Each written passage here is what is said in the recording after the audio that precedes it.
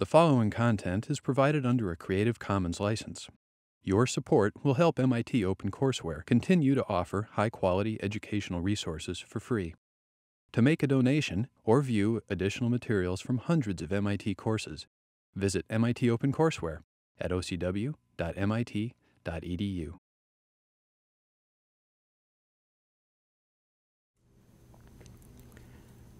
To describe the history of the spatial history of London in 45 minutes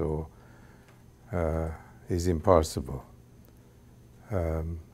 London has to be seen in the light of a number of issues. It's the greatest open city in history. I'm going to be interested in the spatial development of London from about 1750 onwards, the period in which we've demarcated as being the Advent of Modernism.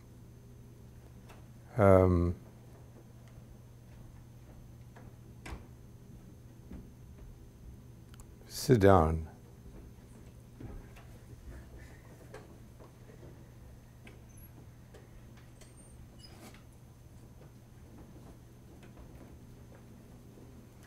London was first occupied by the Romans in 43 AD, and they stayed in England until about 400 AD, a long period of time.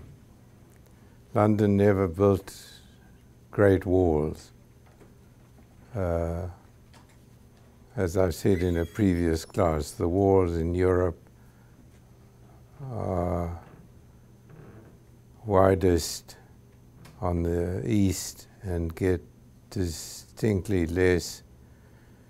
Paris rebuilt the walls a number of times as late as the 19th century, but the British, separated from continental Europe, never invested a great deal in protecting the city.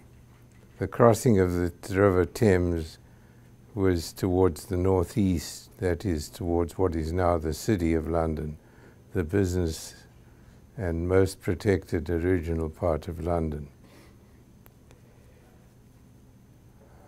The period, post-Engels period, can be characterized by the application of the British of a number of contested arenas of social life and economic life.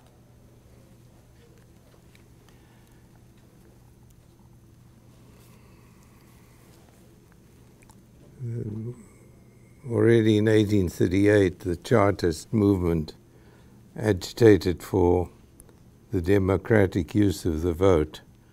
The first labor unions were starting to be originated in the early 19th century. Child labor was put out of business. The origins of public housing. The state never built housing for people, except if they had to be housed under poverty conditions. Most of the cities in pre-English Europe relied on religious powers and charity to house people. There was no notion that the public had any responsibility for housing the population. So at least amongst the many innovations that this period endorses, one would include the major organization of the state towards environmental improvement, taking care of public sanitation, the origin of welfare, state health, building bylaws, the emergence of women's rights, laws against racial discrimination, and the emergence of the first, I would call the modern city planning organization, this London County Council, 1889 to 1965, the most dramatic state organization to organize the application of spatial and social principles of the London County Council. One of the problems about city planning is that you need an organization internal to the state or to the city to maintain the quality of work. Outside consultants are okay. They're unlike architecture, where outside consultants can build a building. City planning is a continuous process of adjustment, management of public wealth and private wealth. And one of the biggest problems of working in many parts of the world today, for me, is to adjust the level of work in relation to the level of the capacity of application. There's no point in using advanced levels of spatial control in a city which cannot maintain its application and adjustment. I'm just at the moment engaged with the city of Abu Dhabi, who want some help in making a new strategic plan. They want to do it without outside consultants. They want to do it through their own internal labor force. There's a real question as to whether they're going to be able to, but that's an ongoing discussion which I'm having with them. London had already established an enormous number of characteristics of a cultured and open city. Shakespeare bought a house in London in 1613. He paid for it through the profits he made on theatre audiences in central London.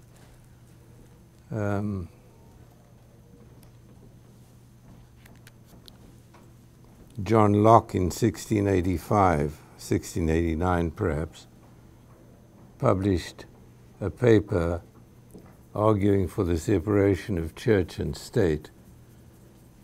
That was already towards the end of the 17th century. London has maintained itself as an open city. 2.6 million of the current population of London are foreign-born. That's about 30% of the population of London today are foreign-born. I think that's roughly equivalent to Los Angeles. I'm not sure about Los Angeles, but forgive me, I'm just guessing. I should know, but I don't know a great deal. I read from the New York Times, March the 4th, 2012, writing about London. Every month, some young bureaucrat in the Chinese State Administration of Foreign Exchange reaches out to a trader in London and buys or sells billions of dollars worth of US Treasury bonds. London is the world's largest market for dollars. So if you think about all the money that's being paid by the Chinese government, it's paid to London. London has remained the central economic site for a great deal of the international world. We start perhaps by looking at some of the spatial attributes from the two major disasters the fire of 1666 and the plague epidemic of 1666. No city, modern city, has ever been struck by two major disasters so close to one another. The fire of London was the greatest fire the world had ever seen. On the 1st of September 1666, the wooden structures close to the river, to the docks, exactly the same as the Chicago fire 200 years later. The mayor was apparently unimpressed when first called to the scene. He expostulated, "Pish, a woman might piss this out." He woke up the next day to find half the world around him destroyed.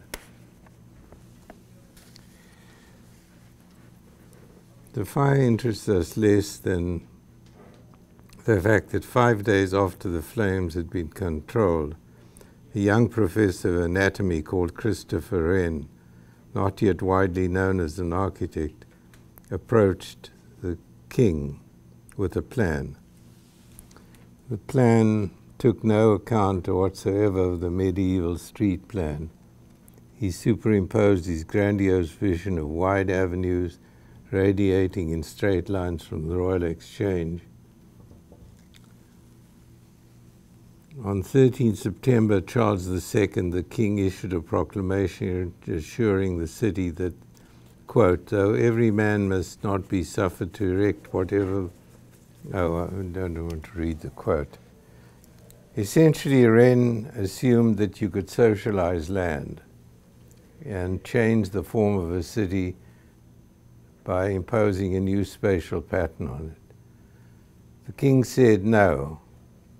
In England, we respect the ownership of private property, even if it's of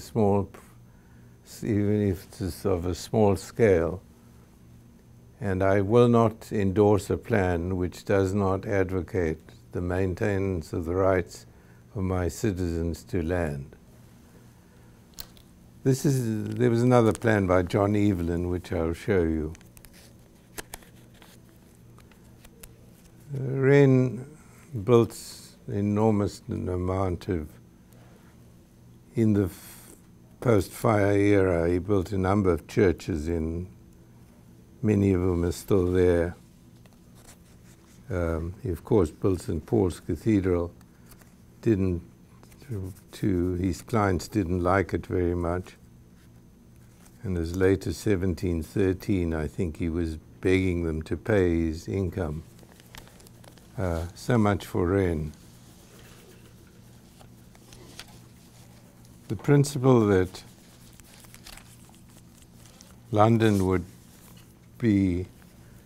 not be subject to the powers of the state to change its spatial pattern has been central to the maintenance of the form of London. London doesn't have large avenues. It has one, perhaps. Oxford Street is the old Roman road from the east to the west. It has no north-south road, except for Regent Street, which we'll discuss a bit later, is the imposition of a particular situation. The second epidemic of London was the plague. But before the plague, London, River Thames, had an underclass of people who made a living out of the filth of this river. There were people called bone pickers, rag gatherers, pure finders, dredgermen, mudlarks, sewer hunters, dustmen, night soilmen, bunters, toshers, shoremen. If they had all formed themselves into a union, this London underclass would have been the 5th largest agglomeration of people in all of England.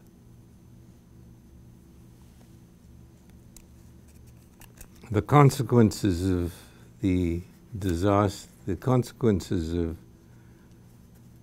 the river's water being as polluted as was only established through the genius of a man called John Snow. Before that, the outbreaks of cholera were generally assumed to be a condition of the air. The miasmic theory of cholera was prevalent. London's Parliament had to shut down one summer because of the stench from the river. But John Snow, you must read The Ghost Map. Has anybody read the book, The Ghost Map? Good for you. I'm really using London as an example of the transformation of a 19th century city under extraordinary levels of commitment and skill. Up till 1854, cholera was seen as a disease borne by the air. There had been many attempts to make the process of draining your body a little more elegant.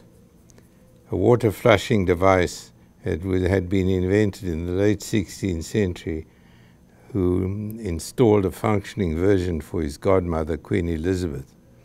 The device didn't take on until a watchmaker called Albert Cummings designed an improved version of Harrington's design. At the Great Exhibition of 1851, an estimated 827,000 visitors used them. After that, the seated toilet became much more common in London. According to one estimate, the average London household used 160 gallons of water a day in 1850. By 1850, thanks to the runaway success of the water closet, they were using 244 gallons per day. Snow transformed the world of cholera. You have to read the book to understand the Sherlock Holmes genius with which this man observed the situation, which resulted in his finding that cholera was carried by a bacillus borne by water. All of the improvement in the seated toilet seat simply meant that more and more feces were being poured into cesspools because there was no sewage system. Can you imagine a city where there's no sewage system, where there are constant outbreaks of cholera, until one modest general practitioner in the West End comes up with the notion that it's waterborne. Such is the genius of British endeavour at this time. It took only 7 years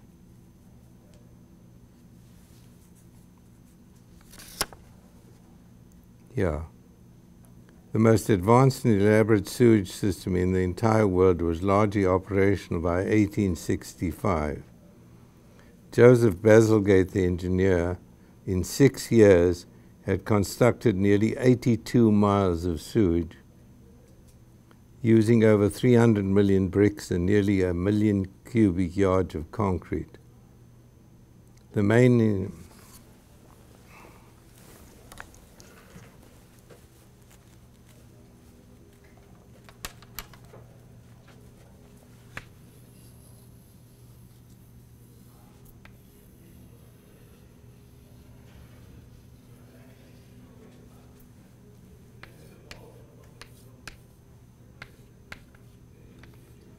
all sewage flowed into the Thames, which either remained static or flowed eventually out to the sea. Bazalgette built 2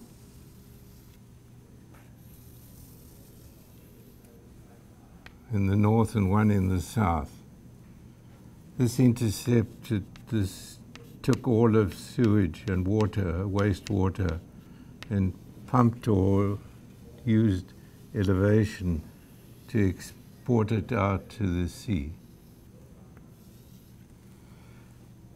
Around central London, he built 2 embankments. The Chelsea and the Victoria embankment on the north, and the Albert embankment on the south. This is one of the biggest industrial feats in human history. The extraordinary thing is that if you're in London and you walk on the embankment, you don't know anything about what it's doing. London advertises Big Ben because you can see it. The underground of cities is impalpable. This is an extraordinary example of the genius.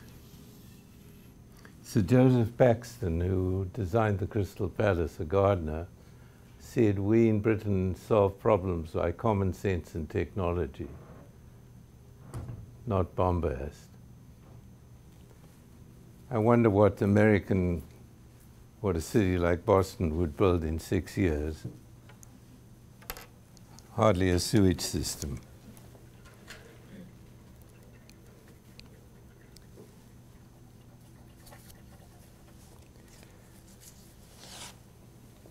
The next issue again starts with a disaster. We want to examine the transformation of land in central London. We start with a story. Alexander, the nephew of Mr. Hugh Audley, died in the plague. Mr. Audley was a lawyer, a great legend. He amassed a great legendary wealth through dealings with a court of wards, a court which apportioned lands forfeited to the crown when the owner couldn't pay the fees. Amongst his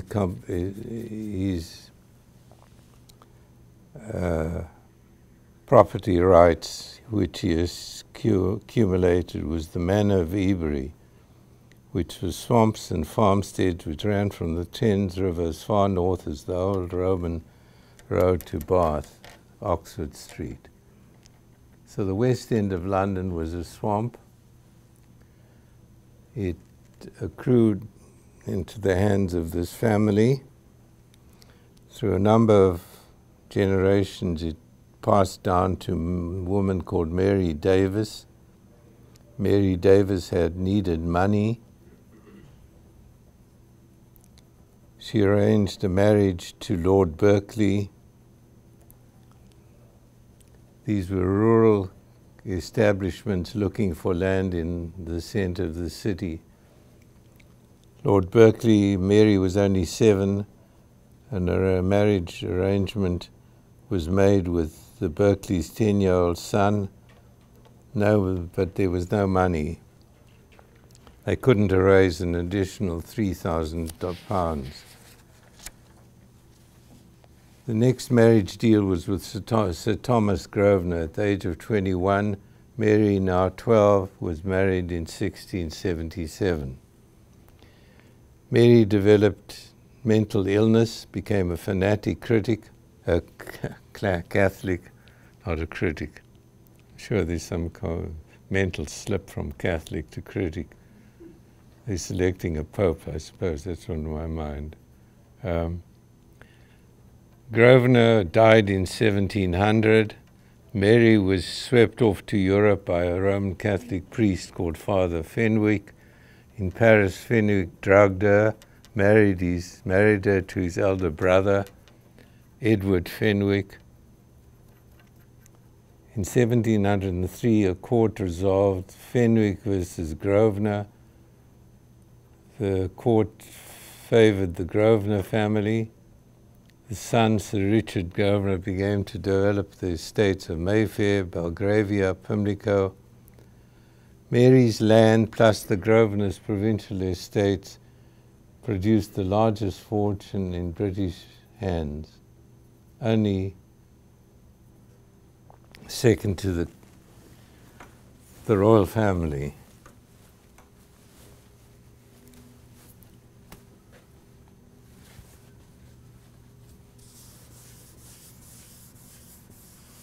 You should really be able to answer this question. Why are there no railway stations on the west side of London?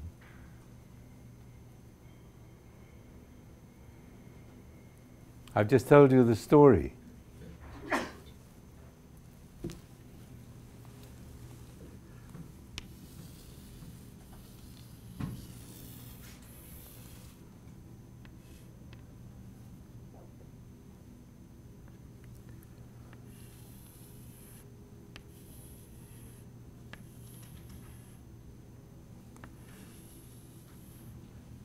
Crown, crown, crown. You can look at your diagram.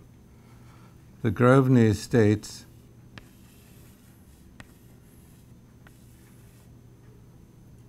are number 5, and these are number 2, as a block of land impeded the development of any railroad on the west. London is encircled by railroads in a 4 mile by 1.5 mile box. There's a subway line which runs along this box. What's it called? Who knows London? Come on, you must know something about the greatest city in the world. You're studying urbanism, aren't you? It's like me talking about a classic case of pneumonia, and you don't know what the causes of pneumonia are. The Circle Line.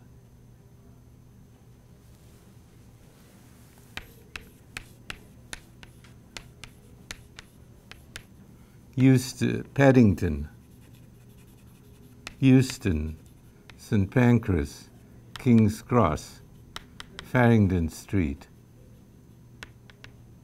I think that's the one. All linked to the industrial heartland of England. Victoria, Charing Cross, Waterloo, all linked to South Africa and India and the United States.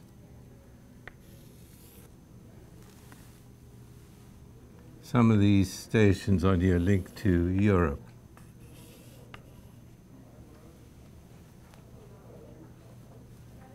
There are no stations on this arc. Now you know why.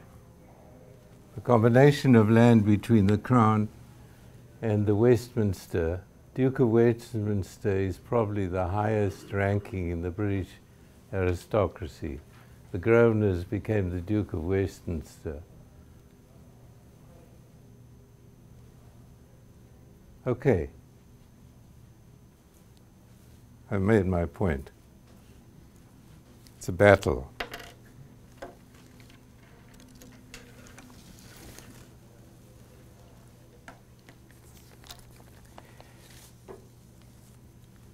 It also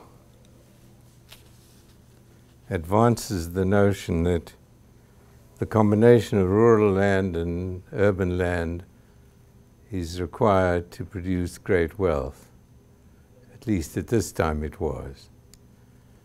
Raymond Williams is correct in his book, The Country and the City, in making the point that it is the combination of the two that produced the shape of contemporary England.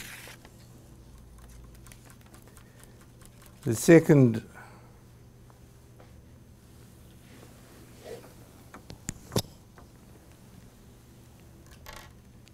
land story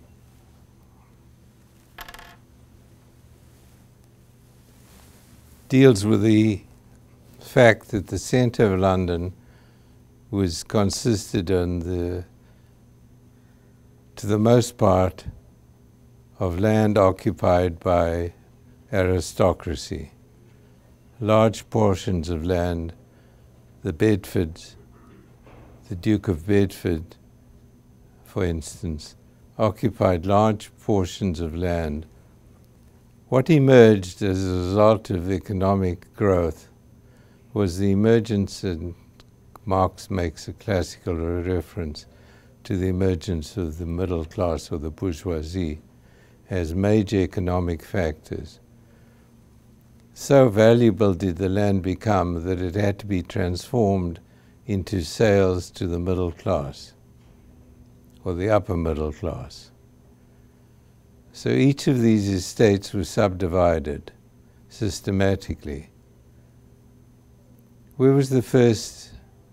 These subdivided estates characteristically have a residential, are residential in nature, have a central public or semi-public or private square in the center, and this animates the whole spatial pattern of central London. At least most of it to the west of Regent Street.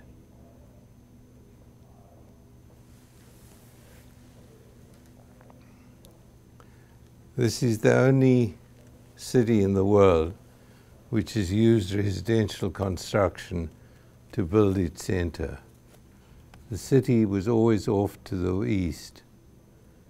This is land which was available just through the subdivision of property.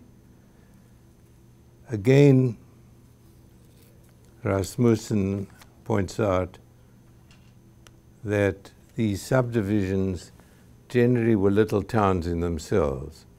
There was the manor house which faced north. There's sometimes more than one manor house.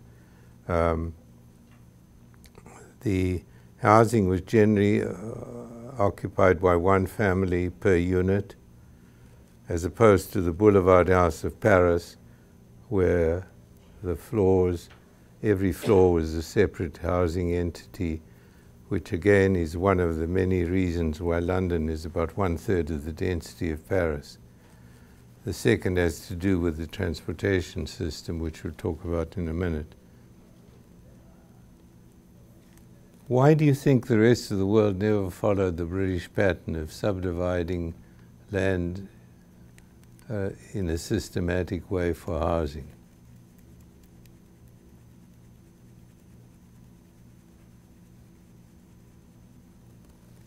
Stupid. Why didn't the British impose a system of residential, a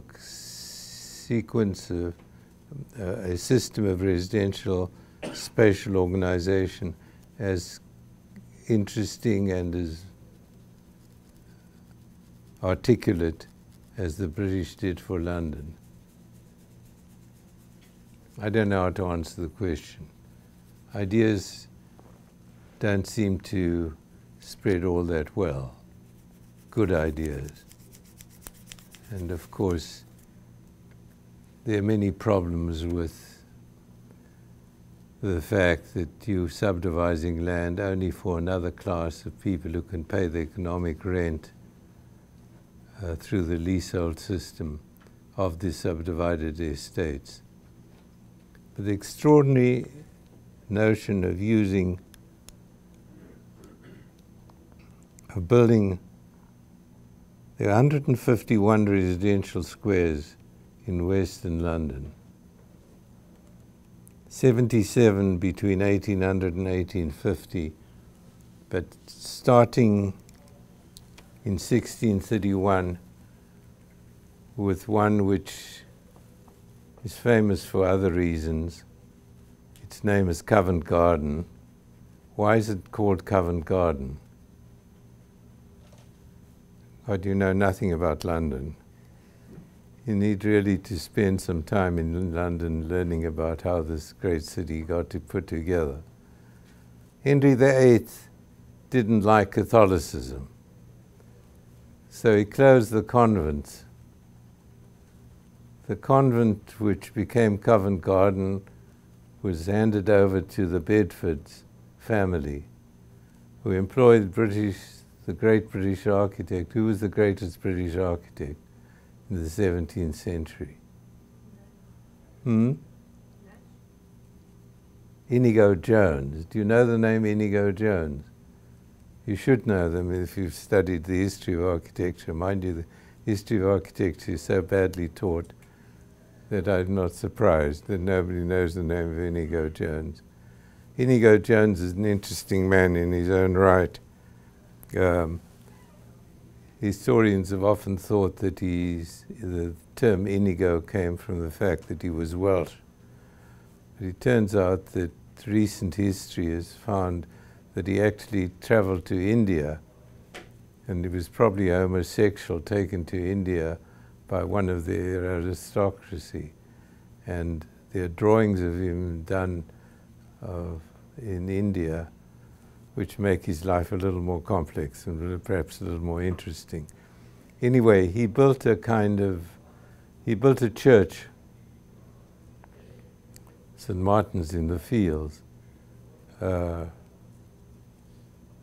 as the main component of the square. The rest of the square was empty. There was some residential accommodation and arcades which Jones designed, but the center became a market. It became the famous market and developed into Covent Garden, which the great opera house of Covent Garden. I don't know if there's any connection between an opera house and an agricultural market, but the British seem to do these strange things. Perhaps the market produced a number of people who sang and became an opera company. So history's adjacency perhaps produces. What more can I say other than to look with you at some of these subdivisions? I've given you in the handout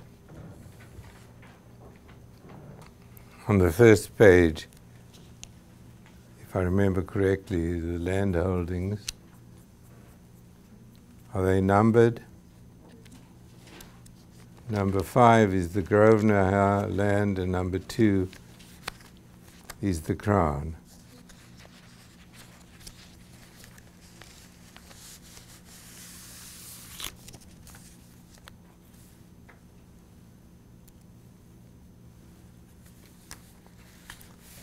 On the diagram above that, it's got a lot of stuff on it, it's rather complicated. But essentially, starting in 1631, Covent Garden, you see a slow growth of subdivisions of these big estates, and with a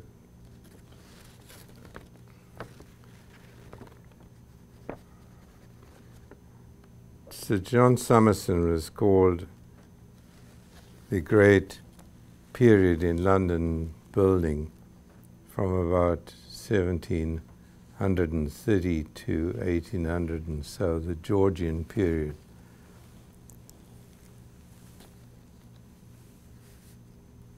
It's interesting that these buildings, there's new residential armatures to the squares, were built according to strict rules.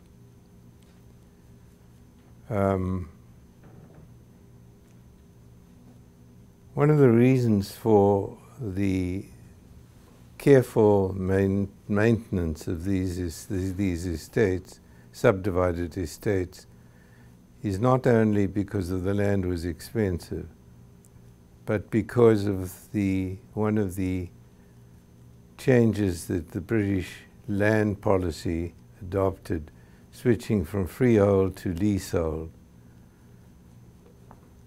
Royal land could never be sold. Freehold land was given by the king to a client who had served the king or queen admirably.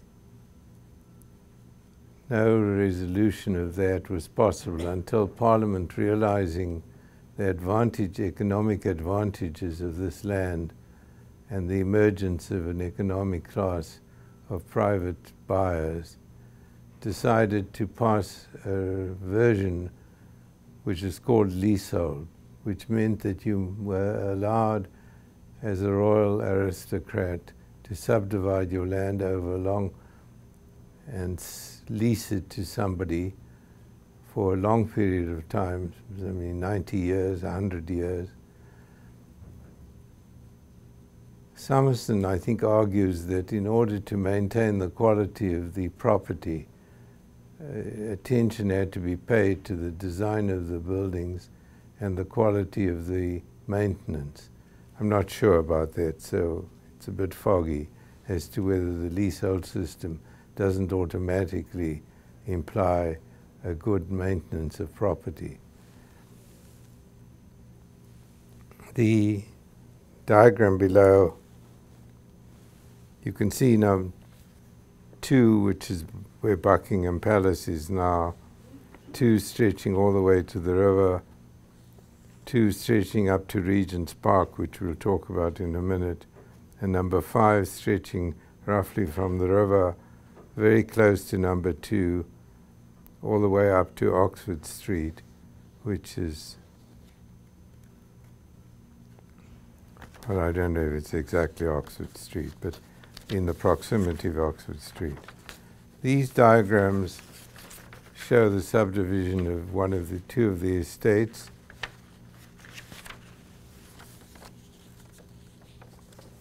The matrix of comparative orders argument is from an MIT thesis, which argues that West London suggests an intermediate order, a textural order such as Rome, Parma, Delhi, Paris, and so on the left, an intermediate order of West London, and monumental orders, an intermediate order of another kind in Bath, and so on. You can read this and work it out yourself.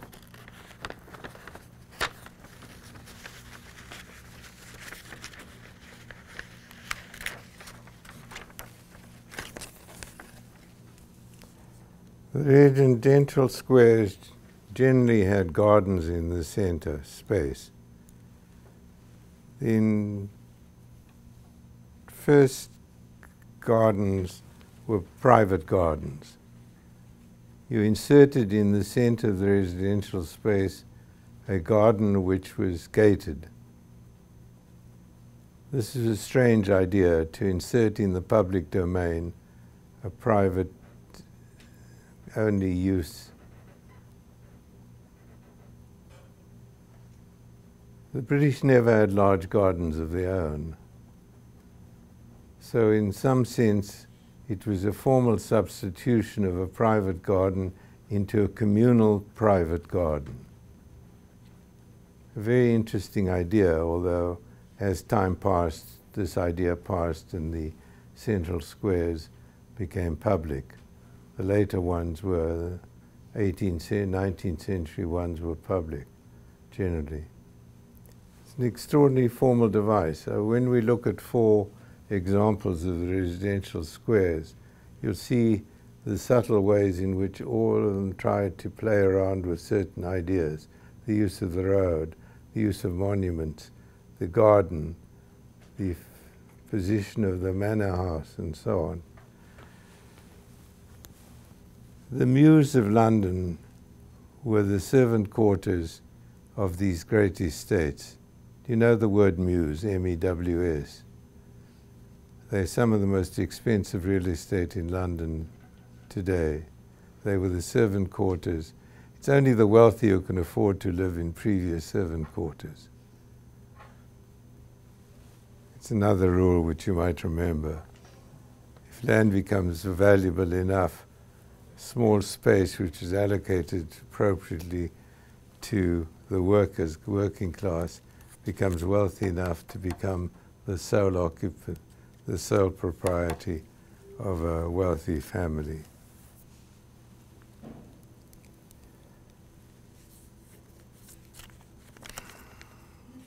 When we talk about Paris on Thursday, you'll see the use of the public square in Paris, the Place Royale, for instance, at the beginning of the 17th century, now then later renamed the Place de Vogue, as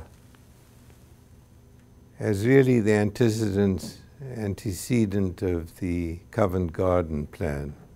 The Covent Garden plan had an empty center, which was then occupied by a market. The Place Royale was the house, the residential environment surrounding the Place Royale was for the French aristocracy and the royal court. The French never followed the residential subdivision of the British pattern, and many people, including Rasmussen, London, the unique city, have commented on the fact that London has always been a series of small endeavors, short vistas. There's no main street in London. There's no main avenue in London. There's no great avenue connecting major parts of the city, as was the principle of subdivision or spatial organization in Paris. In the early part of the 19th century, the Prince Regent and a very slick architect developer called John Nash hatched a plan. The Crown owned Regent's Park to the north, and there was some notion that you might be able to connect the Crown land with the Crown land on the south. It took the making of a new street to enable to do that. Here you have a beginning of the sensibility of Paris. Louis Napoleon, who became the French king and the patron of Baron Haussmann from 1848 to 1870, was in London at the time. He also spent time in Boston. Apparently he made a drawing of the future of London in one of the restaurants in Boston. Regent Street has two major qualities about it. Number one, it was able to be the only spatial feature which was able to be made in London despite the edict that London property should remain in the hands of whoever owned it, unless bought. You needed four qualities to build a new street. You needed an individual who had the energy to push the scheme through, a good route, an active parliament, and about £1 million. The Prince Regent and Nash had the authority and the money to do this. The emergence of this street is a phenomenon in itself. We will examine that a bit later in the class, referring to the writing of David Friedman on this subject. Was contrary to principle of land division in England. And it was possible through the genius of Nash and his enormous energy. And there's an interesting aspect to this street. If you look between Oxford Street and Portland Place, there's something called All Souls Church. Do you see it? When you go to London, go and look at All Souls Church. It's a piece of architecture which indicates a fundamental principle of urbanism.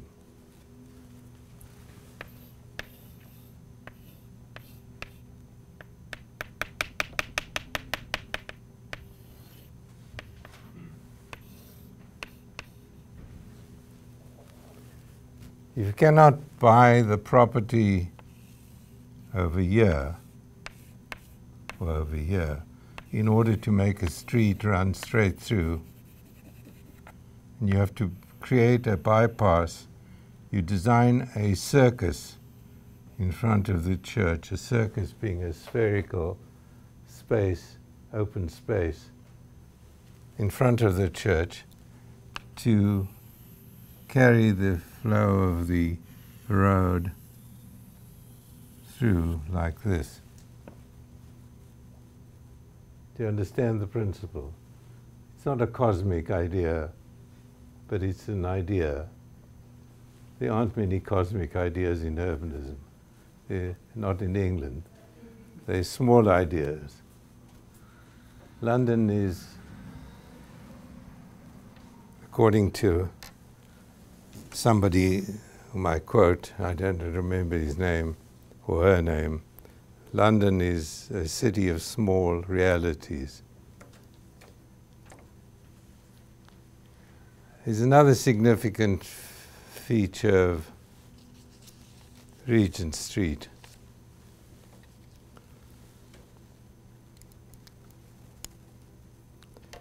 Between 1840 and 1916, a man called Charles Booth worked in London. He wrote a book called Life and Labour of the People of London, 12 volumes, published between 1891 and 1900.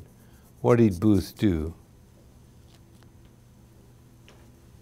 He produced something for the first time, which if you know something about urbanism would recognize immediately. He made a map of poverty.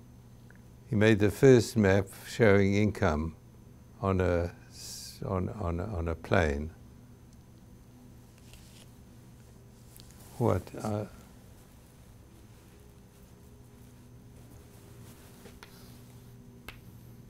Oxford Street.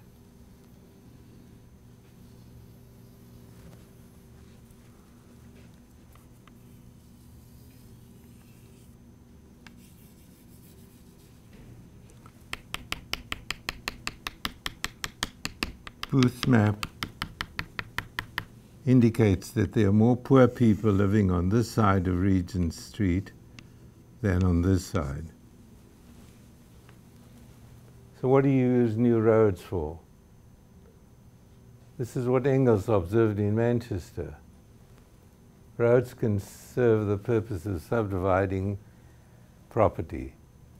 Land on this side is much less valuable than on that side. This is where, by the way, where Snow did his experiments on cholera. So we learn a number of these little micro attributes of urbanism.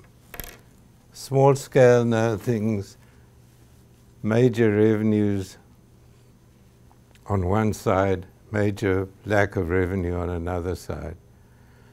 Regent Street is carefully modulated as Moses's highways were in relation to land values. You can't build a public road straight through expensive property. Roads can be deviated. Sometimes they create spatial avenues of great charm by virtue of them twisting around, but the basic motivation is not aesthetic, it's economic. The other great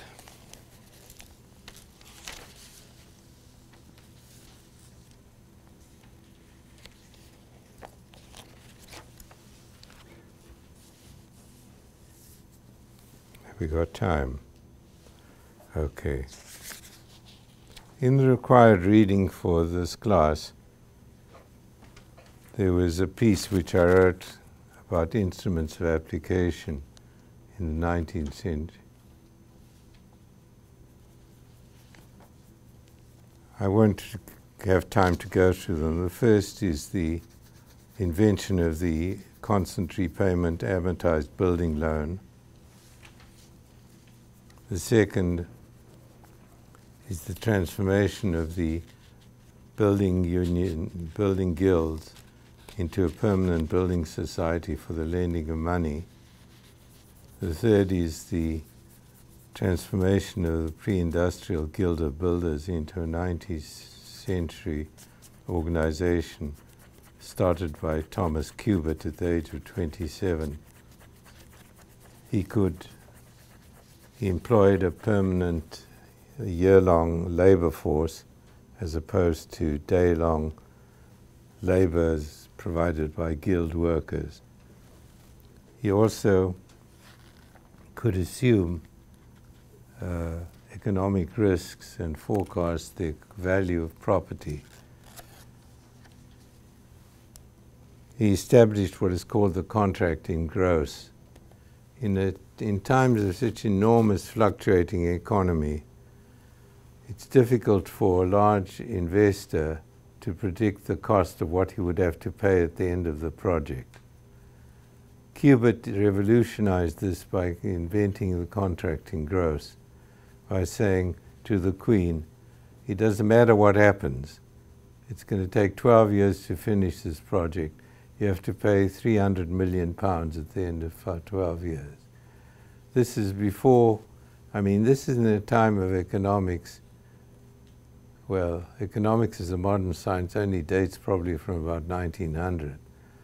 So we have Ricardo and Marx and people like that, Malthus, who weren't much help in. But Cubitt understood that the profits he could make by maintaining a labor force, again we have Marx's notion of surplus value.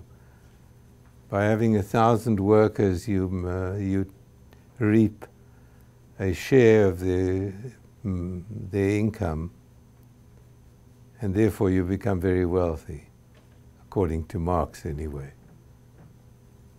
And when you are very wealthy, you can take economic risks because you know what you can produce at what cost.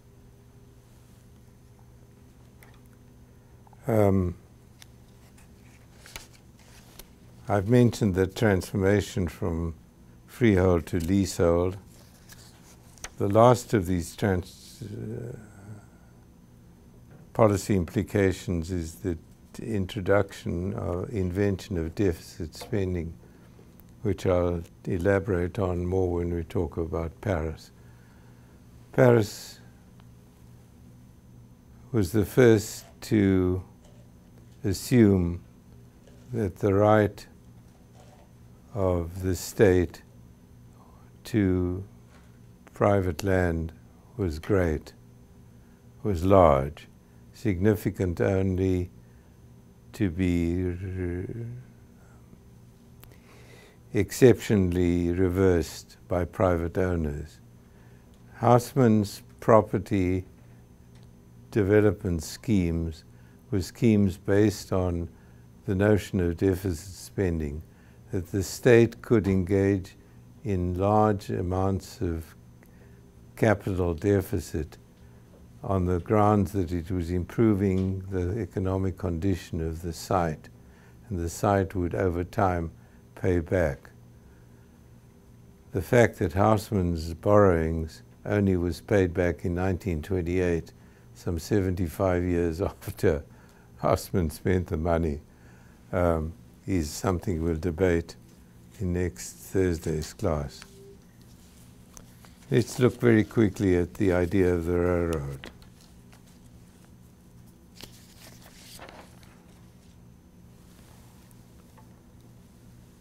London was the first to introduce a train system into the compact center of a city as urbanism.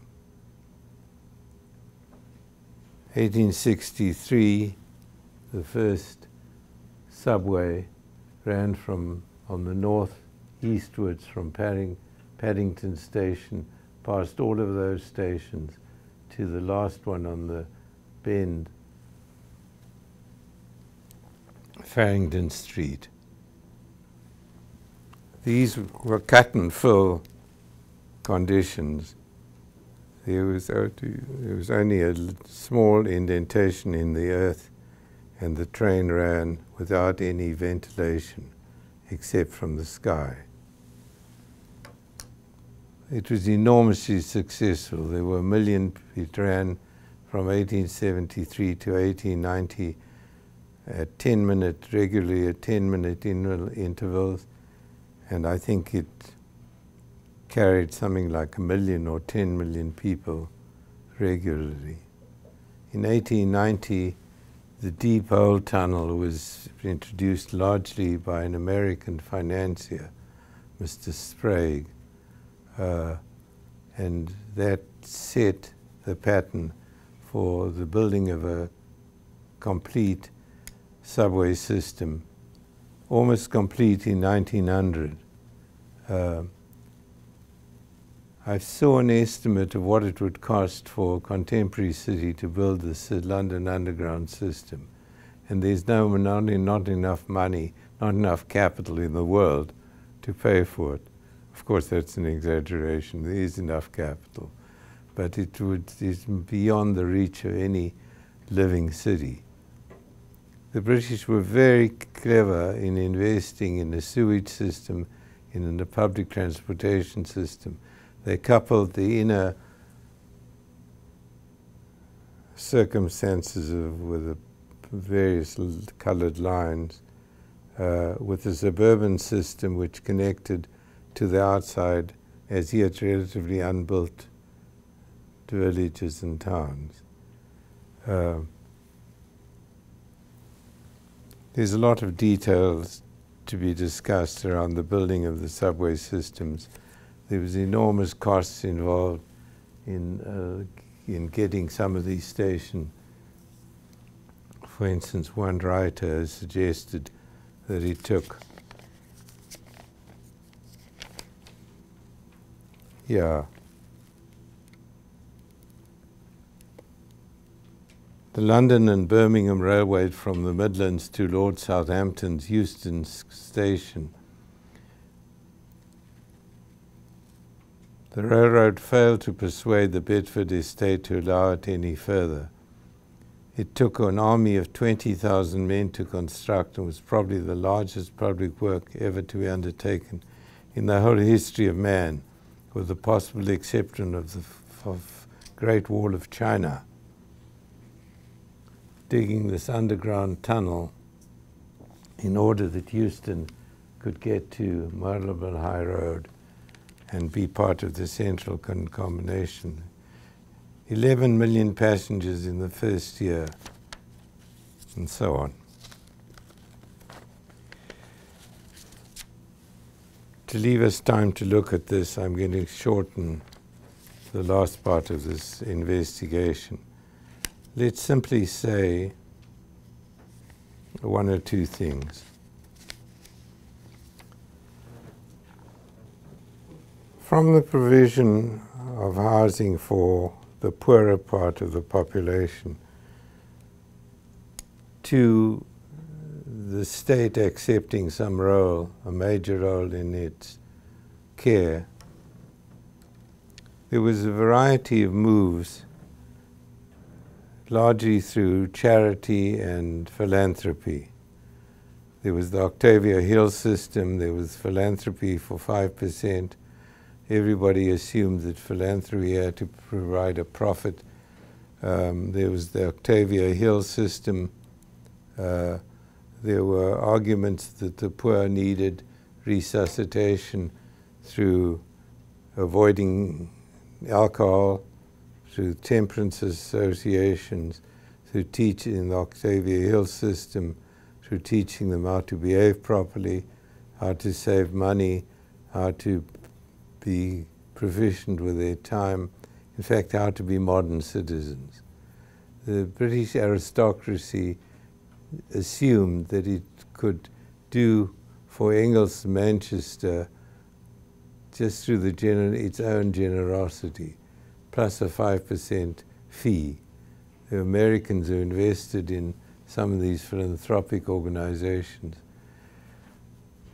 In 1889, the London County Council was established. The London County Council became the first state or city organization for the planning and maintenance of the built city. It was remarkable. It employed the highest level of professional skill that it could find. People like great architects like James Stirling, others, worked for the London County Council before branching off on their own. The standard of public housing has not been challenged. In 1965, the London County Council was abolished by Margaret Thatcher and became the Greater London Council with a different position. But the great years of the London County Council, a very left-wing organization.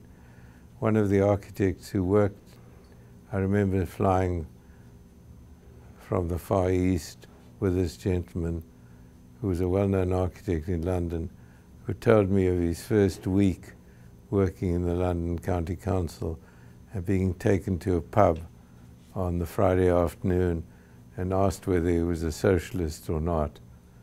And he had to pass the test by answering a kind of bunch of questions.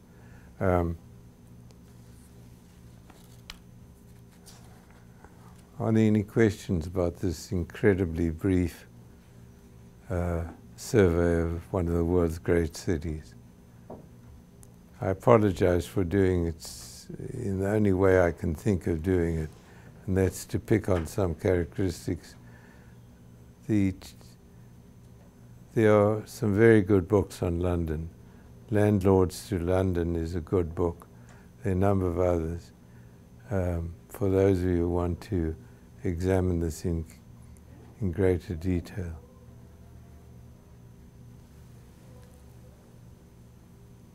But let's just cast. We're talking about 1824, 1830, Engels writing a book in Manchester. We're talking about the Enclosure Acts, all of the penalties imposed on the emergent working class. Slowly, the emergent working class gains a foothold in the British democracy and sets off 100 years. And the 100 years produces all of these things: the first railway train underground, the first building bylaws, transforming a city from a completely different environment in some respects from the conditions that Engels expressed in the condition of the working class. There was no central state.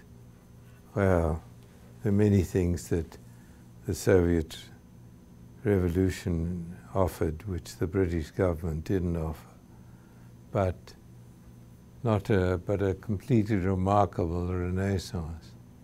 And that with, as I repeat, only the killing of 11 or 13 citizens over 125 years, 123 years, from Peterloo to Bloody Sunday in Northern Ireland. I think it's a remarkable story for those interested in the effects that good action and technology can take on urban form. Here's the Roman crossing on the east towards what became the City of London. Here, the minimal fortifications, the monasteries located on the outside ring, close to the walls, in case there's some crisis, the monastery can send its people to maintain the wall. Next. The fire, the devastation of the eastern part of the city, Wren's plan on the top, the diagonalization and the centralization of the Royal Exchange, Evelyn's scheme, or Cataneo's scheme, neither of which gained much mileage. Next.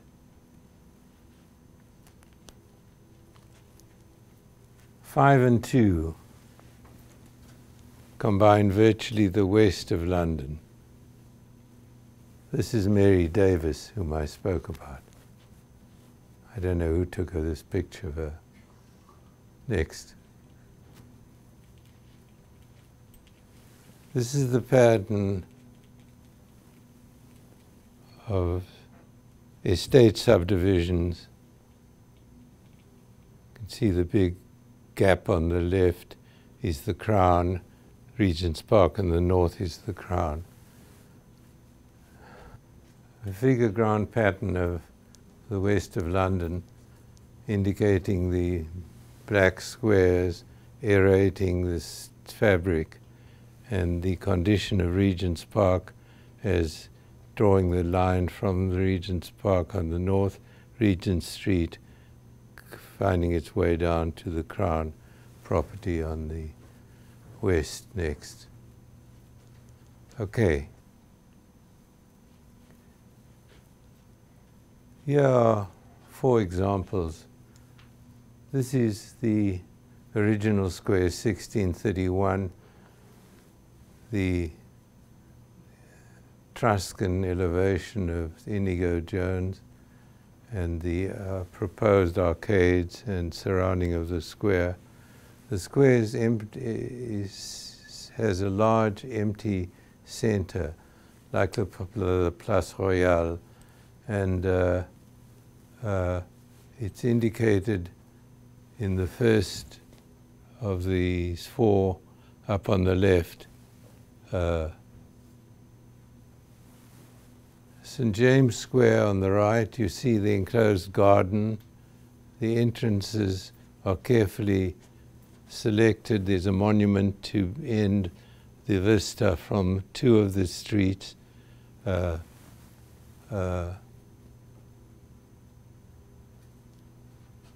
square on the Bedford Square on the top right, 1773, where you get the manor house in the center of the elevation.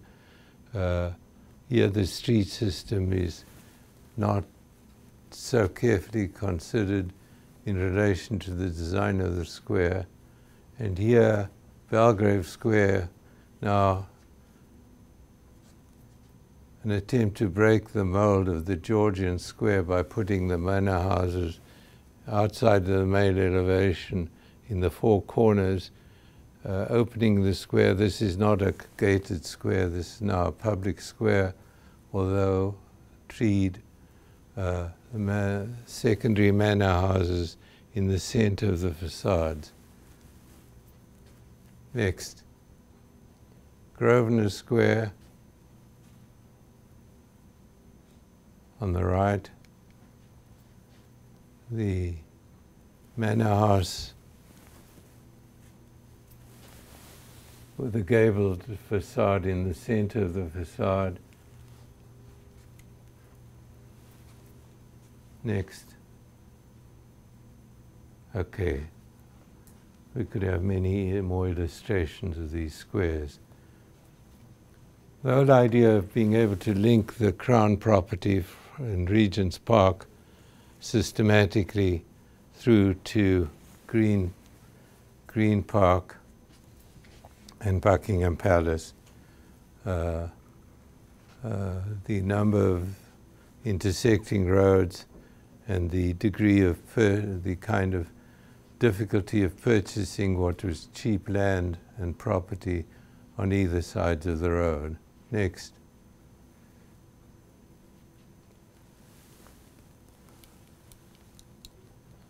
This is looking up northwards to All Souls Church. What you see is that spin wheel of an arcade to turn you to the northeast, northwest. Next. Booth's map. Here is Regent's Street in the quadrant leading to Piccadilly Circus. Look at the black and grey areas to the right of Regent Street and the almost totally dark red environment on the left. That's another one of Booth's mapping, that's of pubs. British deaths of gin until they stopped drinking gin and started drinking tea, are regarded as cited in one of the demographies of London. It's a startling map.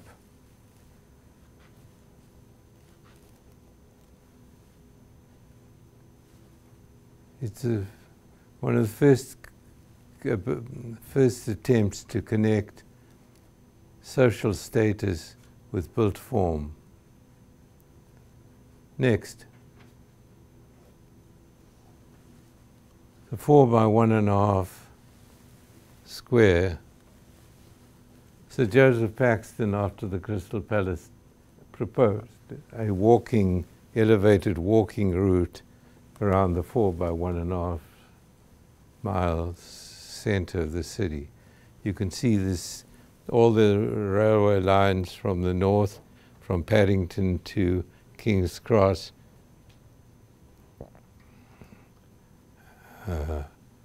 serving the north, industrial to north, and the 3 stations on the south, Waterloo, Victoria, and Charing Cross, essentially serving. And the subway system in the center, moving outwards and then connecting to a suburban railroad system. A remarkable application of public transportation technology as early as prior to the 20th century. Next.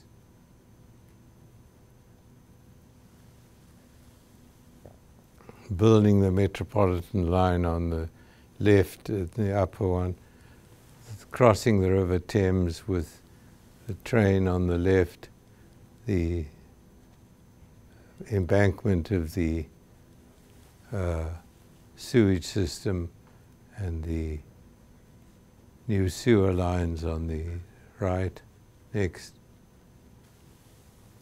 Marylebone and Euston Street being the facades of these great railway termini. Now, the railway termini were ambiguous in themselves. They were urban manifestations with pronounced facades and hotels and enormous formal energy expended in order that you should penetrate this railway station, which after all is just a technological feat, just a train and a railway line and some toilets and ticket booths.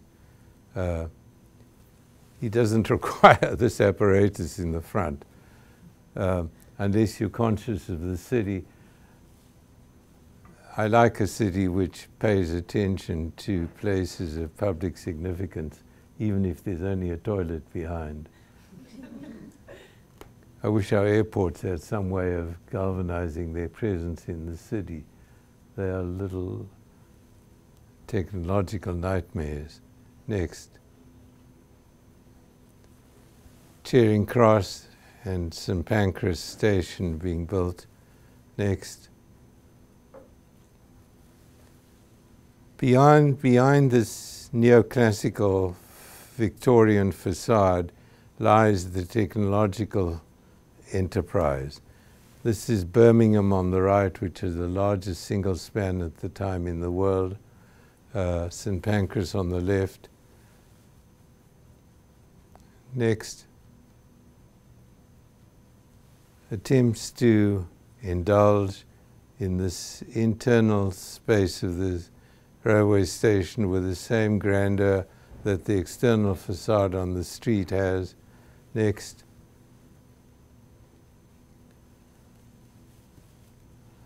Victoria Station in England, something of a market. Munich being a taking over of the center of the station as a market. Next. Victoria Station in Mumbai, designed with the same atmospheric aesthetic impulse to pronounce itself as a major monument in the city, and then inside the social consequences of poverty displaying itself. These two images, this and the technological center, are interesting in themselves. Next. Here is another attribute of the charity world. This is a poor man's labor workstation where people don't have work and are just left to be fed and looked after, what the equivalent would be today of a homeless shelter. On the right is a new charity-inspired labor station. Now, instead of the rough, random allocation of people in space, everybody is now subdivided into booths, and God is holy and God is right in the beams. The technology and theology are mixed together. If you can make a beautiful place, God must be able to be celebrated in it. It's making of poverty a religious artifact. Next. And the greatest manifestation of the technology in the Crystal Palace is without any pertinence in the front. There is no attempt to make an entrance. This is just a space for thousands of people to come and see what the British are doing in India. There are trees inside. Next. Modernism, modern inventions are portrayed. One wants to compare this to 1893 in Chicago. This was 1851.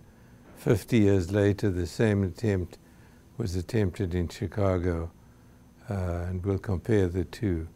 Next.